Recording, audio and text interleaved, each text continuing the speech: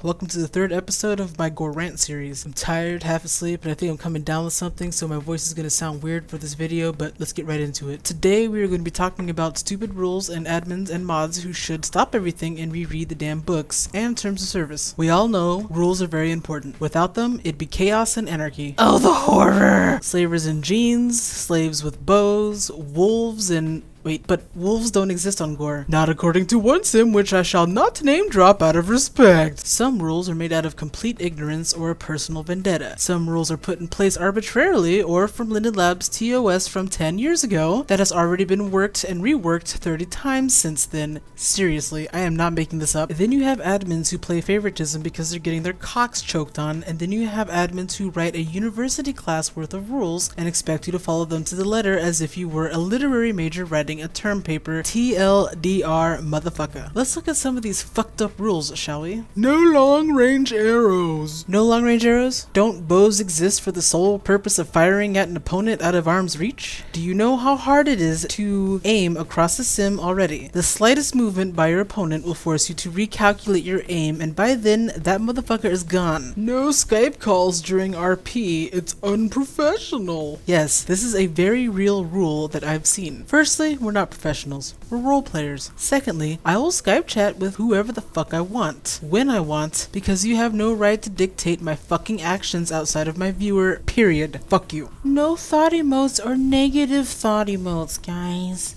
Common rule for shitty sims. Are you that butthurt out of character that someone thought about your character negatively while in character? Your feelings are hurt because a fake person thinks your fake person is fuck ugly. See how ridiculous that sounds? You're fine with potentially being raped and killed, but you aren't fine with someone thinking your breath stinks, your hair isn't done, or your nails are chipped. Thoughts and feelings are the bread and butter to your character's meat. Are you an emotionless robot? A common guideline for writing characters are as follows: raw emotion, thought, decision. Action, reaction, process, decision. You cannot leave out half of roleplay mechanics as a whole because of some malignant fuckface crying in your IMs about something Becky said, okay, Mr. Mod? With writing, thoughts are a critical part of your character's motivation for their actions. This is for the person behind the screen and aids in the flow of their story. If you have this rule in place because of someone using this information to metagame, then you're only killing a symptom of the bigger problem, which is one of the following three things. 1. Your players are clueless as to what roleplay is and don't know how to perform correctly out of ignorance. 2. Your players need to learn how to separate IC and OOC from each other. 3. Your players are insecure pansies that shouldn't be on Gore to begin with. Remember kids, quality over quantity. If you take an insult to your character personally,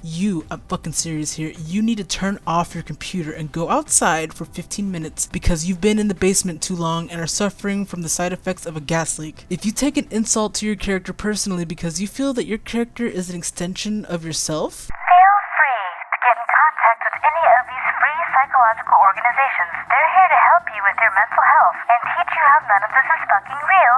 you potential skill shooter. Larts are Gore's wolves or foxes, so you can roleplay as a wolf. Holy fucking shit. I am nearly speechless at this misunderstanding. There are no wolves on Gore. Zero, zip, nada, zilch. Larts fit the criteria for mustelids, not canids. In layman's terms, they look like weasels, not wolves, not foxes, weasels. No one under 5'6". No one under 5'8". Now I might piss a lot of people off with this one, and I might be a bit biased because I do enjoy role-playing as a little person in Gore. It negates horny slaves and provides a strategic advantage in charming man giants into not killing me. 1. This is very discriminatory in general. You're basically banning an entire community of individuals, an entire disabled community of individuals. Fuck you for that, by the way. 2. Little persons were mentioned in the books. Assassins of Gore. There is no policy by Linden Labs that equates height to children. In fact, there is no minimum height for avatars set by Linden Labs policy. If you want to set a height limit for people for an arbitrary reason, then state it in your rules. Because it's your sim, you can do what you want, but give a legitimate fucking reason for it. Height has nothing to do with age. You're essentially banning a fuck ton of red hunters, savages, panties, which is racist, for no reason other than some garbage you read from another sim, from another sim, from another sim 10 years ago. Before the advent of sculpts, mesh, to perfectly separate separate child avatars from adults. And it's high time these moderators and administrators read from the company they're bleeding money into and stop discriminating against the disabled and height challenged. I am 100% sick of this shit. And if you can't tell the difference between a 30-year-old man with a big bushy beard and a 3-year-old boy, you need to get your eyes checked and update your busted ass piece of shit you call a graphics card. Honestly, I think you're mentally retarded if you cannot tell the difference. UOC banning Sherman for IC reasons. Alright, this is like the most classic. Say I'm a complete asshole and break into the Ubar's home, take his Kajira, violate her, then after 60 minutes of roleplay, I throw her off of the roof of her Prim Hill Castle mansion thing. I sail away, log in the next day, try to get a drink at the tavern and boast about my assholery. Then I get the dreaded message. You have been banned from generic Flexiville. This is not okay. If a savage broke into my home and shoved a spear up my ass, well, I might be curious as to the why. Why would you?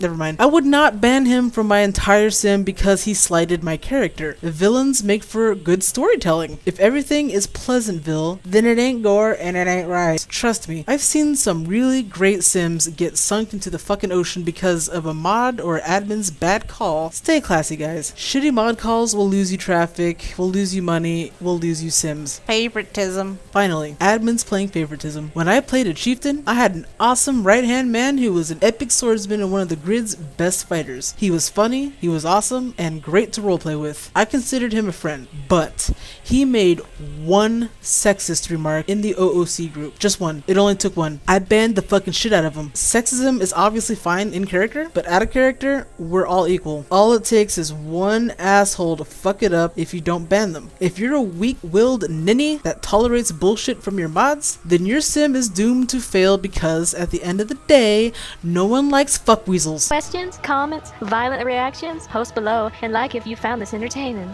If I've offended you, you're probably one of the reasons SL Gore is going to shit. Lighten up a little, will ya? I wish you well.